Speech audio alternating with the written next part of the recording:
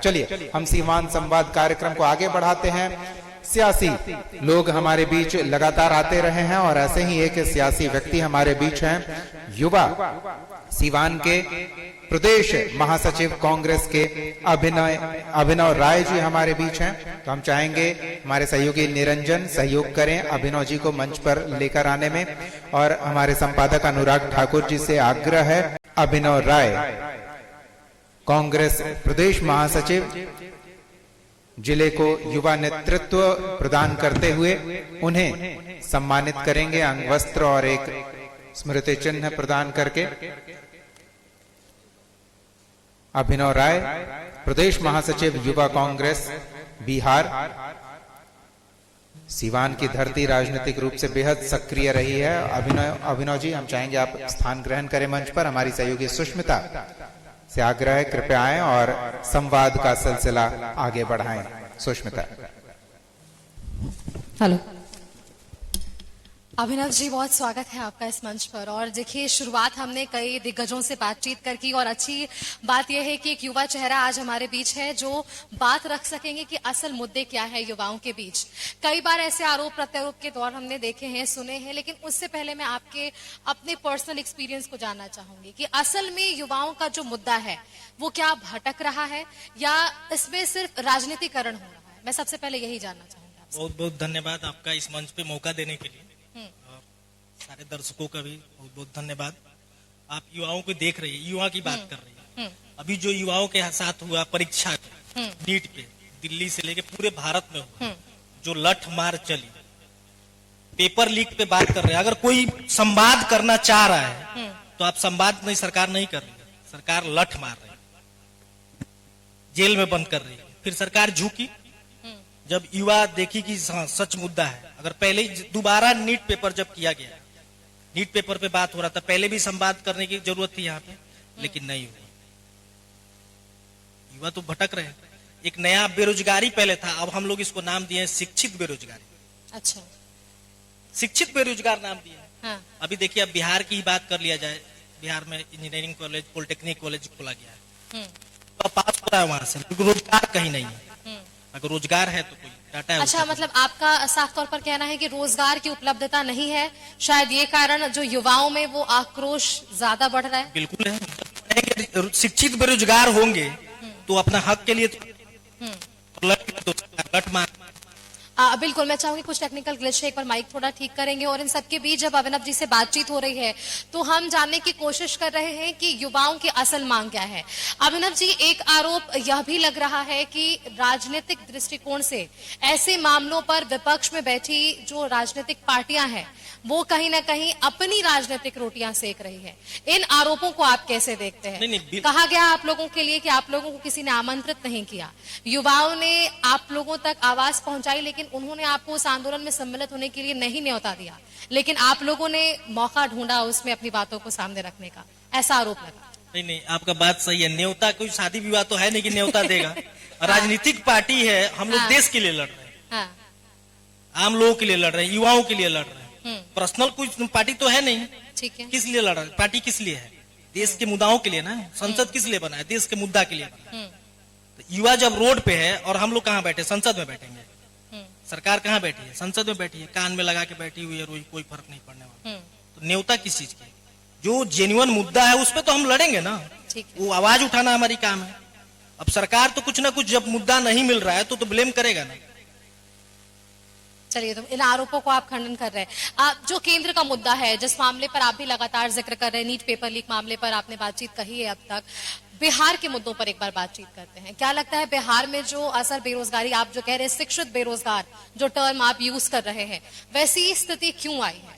क्या युवाओं को वैसी सुविधाएं उपलब्ध कराने के बावजूद भी वो असल व्यक्ति तक नहीं लाभ पहुंच पा रहा, यही कारण है? नीति संगत जब नियम नहीं बनेगा, अभी बीपीएससी का जब वैकेंसी किया गया, जो भी बहाली हुई है, सब उसमें मैक्सिमम आप देखिए कि 60% बाहर के लोग आए हुए हैं, 40% हमारे बिहार के लोग होंगे। हमको लग रहा है 20% उसमें गलत डोमिसाइल बना के लोग यहाँ पे आए हुए हैं, आरक्षण के लाभ ले रहे हैं। तो जब गलत नीति बनेगी तो गलत तरीके से तो लोग आएंगे ही लाएंगे। तो हमारे बिहार के जो शिक्षित बेरोजगार हैं वो तो रोड पे जाएंगे, मांग को रखेंगे तो सरकार लठ बजाएगी, क्योंकि बिहार के माननीय मुख्यमंत्री खुद लठबाज हैं। ऐसा बड़ा आरोप आप क्यों नहीं, लगा? आरोप क्या, सच्चाई है इसमें। अगर आरोप है तो आप खंडन करवाइए इसको। लठबाज जो मुख्यमंत्री, अब कोई विजन ही नहीं है, इनके चेहरा पे चुनाव नहीं हुआ। अभी जो शिक्षा मंत्री की तरफ से अधियाचना भी स्वास्थ्य मंत्री ने भी कई तरह की जो सुविधाएं उपलब्ध कराने की कोशिश की है, और शिक्षा मंत्री ने भी कहा था हमारे साथ ही बातचीत में कि इसकी जो अधियाचना है बीपीएससी टीआरई 4 के लिए वो खुद मुख्यमंत्री करेंगे, और उन्होंने किया भी। क्या उस पे युवा कांग्रेस भरोसा करती है कि जो तिथि निर्धारित की गई है उस पर आगे काम होगा? तिथि तो छोड़िए, पेपर पहले लीक ना हो तब ना तिथि की बात करेंगे। तिथि मान लीजिए उस तिथि पे एग्जाम हो, पहले ही पेपर लीक हो जाए, पहले ही सेट हो जाए। माननीय शिक्षा मंत्री रोज शिक्षक पर देते हैं कि पोर्टल लॉन्च हो गया है। ऐसे आप देखिए अभी थोड़ी देर पहले चल रहा है कि शिक्षक परेशान है, सबका पोर्टल खोल दिया गया है, जिसका नाम है नहीं है, कोई नियम बना, कोई नीति संगत चुनाव नहीं है। तो शिक्षा मंत्री तो कब आके फेसबुक लाइव क्या बोल, सीनियर नेता। लेकिन व्यक्तिगत टिप्पणी, चलिए ठीक है, वो मुद्दा अलग है, लेकिन युवाओं के मुद्दों पर हम बातचीत कर रहे थे और मुझे लगता है कि बहुत बेबाकी तरीके से आप अपने पार्टी का स्टैंड यहाँ पर क्लियर कर रहे हैं कि इतनी सारी खामियां आपने गिनवा दी। मैं चाहूंगी कि आप विपक्ष में बैठे हैं, युवा कांग्रेस के आप ताल्लुकात रखते हैं, तो युवाओं की बात को सामने रखने के लिए क्या असल में सही यही तरीका है कि आप सड़कों पर उतरे अपनी बातों को रखकर, या कोई और भी तरीका अपनाया जा सकता है ताकि स्थिति को नियंत्रित रखा जा सके और इस जो परेशानी वाली स्थिति खासकर सीवान के लिए हमने जो देखी वैसी तस्वीरें दोबारा ना देखने को मिले? नहीं देखिए, अब बात करने का क्या तरीका होता है। एक होता है कि आपसे हम बात करना चाह रहे हैं, आप उस पर तैयार नहीं, कोशिश हुई नहीं, कोशिश क्यों नहीं हुई? युवा जब 24 दिन बैठे रहे वहां जंतर मंतर पर, कहां सरकार बात करने की तैयार हुई? जब उग्र परिस्थिति हो गई, सरकार को लगा कि अब सरकार गिर जाएगी, तब ना सरकार हुई। ये मोदी सरकार कभी बैक आउट होता है जी? पहली बार न हुआ है। नहीं तो किसान, कितने किसान मरे, कहां वहां पे इस्तीफा हुआ था? कुछ दिन पहले माननीय रक्षा मंत्री जी बोले थे कि इस्तीफा नहीं होती है, इस्तीफा नहीं देनी चाहिए, लेकिन डर गई सरकार, इसलिए डरी कि गलत थी सरकार। युवा रोड पे थे, युवा ही तो भविष्य है ना जी। ये जीत आप छात्रों के मानते हैं कि आप लोगों नहीं, ने आवाज छात्रों की जीत है, युवाओं की जीत है, इसमें सरकार अभी पक्ष की कोई बात नहीं है। जो युवा लड़ा उसकी जीत है, और लड़ना भी चाहिए, हर मुद्दे पे लड़ना चाहिए। युवा ही तो देश का भविष्य है। ठीक है, ये भी बात आपने बिल्कुल ठीक कही है कि युवा हमारे भविष्य है, और हर वो क्षेत्र में जिसमें वो काम करना चाहते हैं उसमें बढ़ चढ़कर इन्हें आगे बढ़कर काम करना चाहिए। मैं चाहूंगी अगर सिवान की एक बार बात करते हैं, जो युवाओं पर जिस तरह से लाठीचार्ज का जिक्र आप कर रहे हैं, वैसी स्थिति आई, वैसी स्थिति पर हमने ये भी देखा कि एफआईआर वापस लेने तक की बातें कही गई, लेकिन जो युवा असल में आगे बढ़कर अपने भविष्य के लिए कुछ करना चाहते हैं, विपक्ष में बैठी आपकी पार्टी कैसे उन्हें सहयोग करेगी? क्या रणनीति है आपके पास, क्या रोड मैप है, किस तरह से सहयोग आपका उन्हें मिलने वाला है? सिवान की आप जिक्र की, उसमें 47 छोड़ दी, 47 से भी हमारे युवाओं पे गोली चलाया गया। देखिए ना 47 पे, ये कौन सा व्यवहार था? ये कोई आतंकवादी आए थे क्या? उनसे तो संवाद करने की जरूरत थी, बात करने की जरूरत थी। उग्र परिस्थिति बनाया कौन? पुलिस बनाई। AK-47 से किसी गोली चला दिया जा रहा है, और युवा रिक्शा पे बैठ के हॉस्पिटल जा रहा है। पहले से तो आंदोलन फिक्स था कि आंदोलन होगा, फिर एम्बुलेंस की व्यवस्था क्यों नहीं की गई? पुलिस व्यवस्था क्यों नहीं की गई? तो सरकार अपनी विफलता युवाओं पे डाल रही है, तो ये तो गलत है। सरकार है तो कुछ भी कर सकती है ना, उसके पास तो पावर है। अच्छा अभिनव जी, ये मानते हैं कि नहीं जो युवाओं का मुद्दा है वो कहीं ना कहीं पक्ष और विपक्ष के आरोप प्रत्यारोप के बीच ही दब जाता है? युवाओं के मुद्दों को राजनीतिक दृष्टिकोण से अलग हटकर उनकी जो मांगे हैं उस पर सकारात्मक एक पहल होनी चाहिए। ये आप मुझे बताइए, कांग्रेस से अलग हटकर, बीजेपी से अलग हटकर जो युवाओं की असल मांगे हैं, क्या उसे राजनीतिक दृष्टिकोण से ना देखकर अलग दृष्टिकोण से भी देखना और उनकी मांगों को समझने की कितनी जरूरत है? नहीं, बहुत जरूरत है, लेकिन सकारात्मक कदम कौन उठाएगा? सरकार तो उठाएगी। सरकार तो सुनती नहीं है, बात करने की तैयार नहीं है। आप देखिए, पटना से आई है, जब भी पटना में कोई मांग के लिए लोग जाता है तब लठ बजाया जाता है, ठंडी के दिन में वाटर कैनन चलाया जाता है। कौन सी नीति की बात कर रही है सरकार? बात करना कहां चाहती है?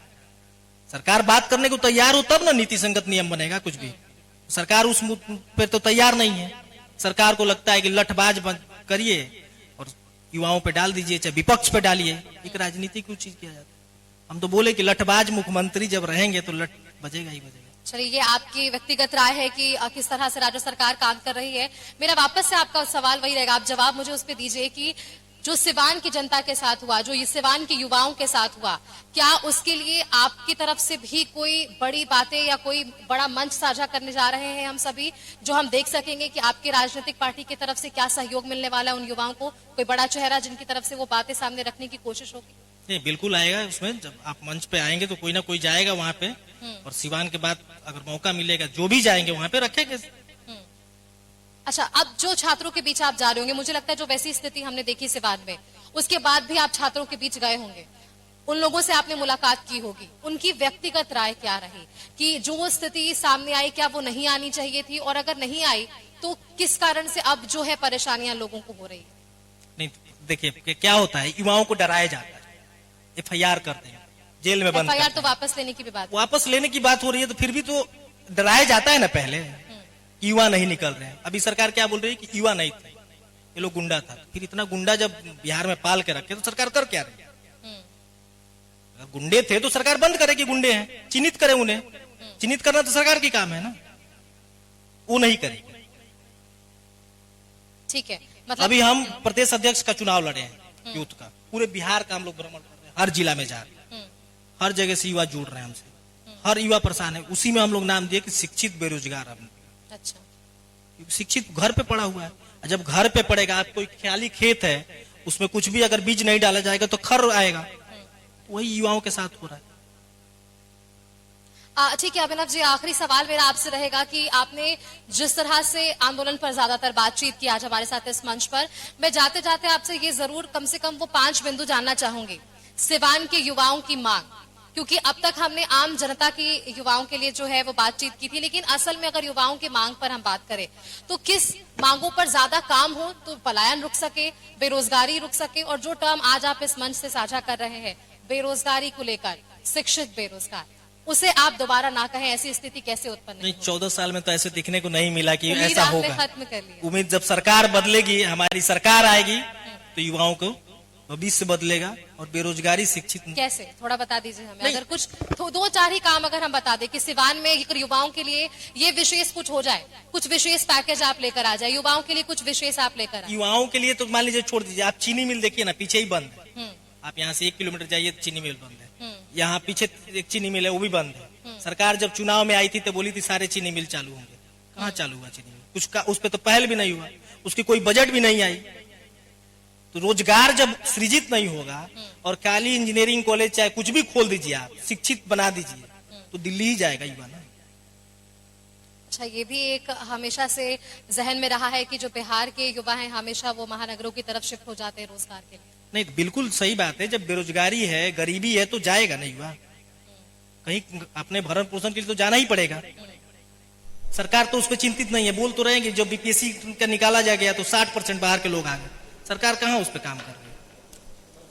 चलिए, आप बहुत शुक्रिया अभिनव जी, आपने हमारे साथ बातचीत की, और मुझे लगता है कि जो मुख्य बातें आपने यहाँ से साझा की, असल तौर पर जो फिलहाल की स्थिति हमने सिवान के लिए देखी थी, जिस तरह से आंदोलन की एक तस्वीर यहाँ पर तैयार हुई थी, उसको लेकर आपने मुखरता से अपनी बातों को सामने रखा। बहुत धन्यवाद। आपका भी बहुत बहुत धन्यवाद। बहुत शुक्रिया। धन्यवाद सुष्मिता, धन्यवाद बहुत बहुत अभिनव राय जी, युवाओं की आवाज इस मंच से साझा करने के लिए, और आभार उन तमाम मेहमानों का जिन्होंने हमें समय दिया, सिवान की आवाज कशिश न्यूज के माध्यम से सरकार तक पहुंचाए।